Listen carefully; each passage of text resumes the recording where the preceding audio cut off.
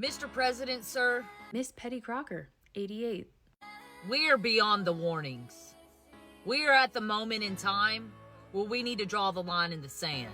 I'm pretty sure we did that in November of 2024. You guys drew the line in the sand that nothing, and I mean nothing, was going to stop you from electing a 34-count felon, among other things. We're beyond debating the optics. The lawlessness is no longer being isolated.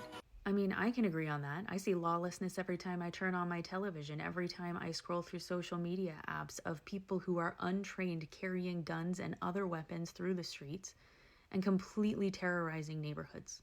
And it's not just in Minneapolis, it's in Minnesota as an entire state.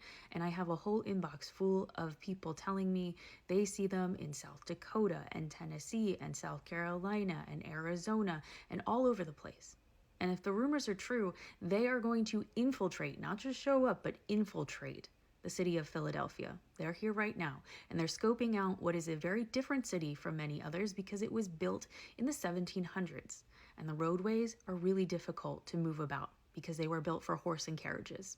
And let me tell you, the citizens of Philadelphia will be out, will be recording, and it's going to be hard for ICE to move their vehicles throughout the city when that happens. It is organized. And it is being protected. And it is spreading across this country like wildfire. Again, I agree. We see it being protected by the federal government. And now they're even going so far as to start talking about the Insurrection Act. Cities are being destabilized. Law enforcement is being obstructed. Federal authority is openly being defied. And Americans who follow the law are left being exposed. So that's a lot to unpack, but I do want to remind you that the right to peacefully assemble, aka protest, is defined as a First Amendment right, which is basically like the title of that document on some parchment that those guys that were really old in the 1700s wrote. What was that? The Constitution. And let's be clear, sir.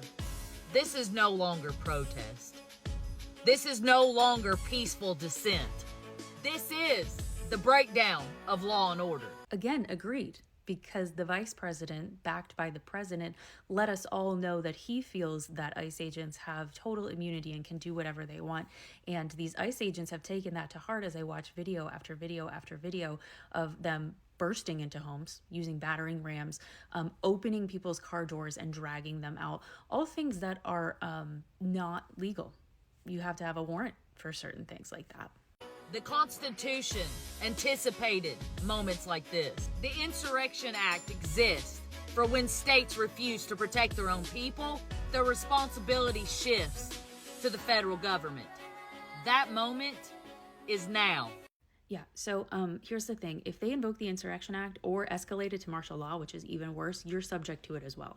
This is not just black and brown people who speak another language. This is not just white people who voted against him, okay? It's everyone, including you. So you will be subject to watching the military patrol your streets and your neighborhoods and question you and make arrests and all kinds of things. And should it escalate to martial law, you yourself will be subject to curfews. You guys were complaining about staying inside during COVID. Yeah, you'll have a curfew every night or different parts of the day, or depending on what is going on in the town or city you live in, possibly kind of indefinitely.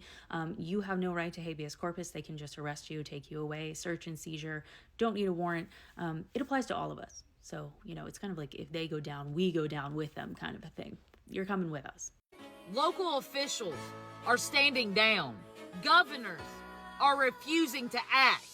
And the rule of law is being treated as optional by this entire federal administration, or regime as I like to call it. Was that not what you were talking about? That is not leadership, sir. That's abandonment. This is not about party anymore. This is not about ideology anymore. This is about whether the United States of America is still governed by law or by chaos. Girl, you want to see some chaos. It's going to happen. And you're going to be a part of it, and I'm going to be a part of it, and no one wants to be a part of it, but that's what this regime wants. Also, let me not get into what happens internationally if he sets one big toe inside of Greenland. That will be chaos. Because, sir, you were not elected to observe the collapse. You were elected to be responsible for it. Is that not what you meant either?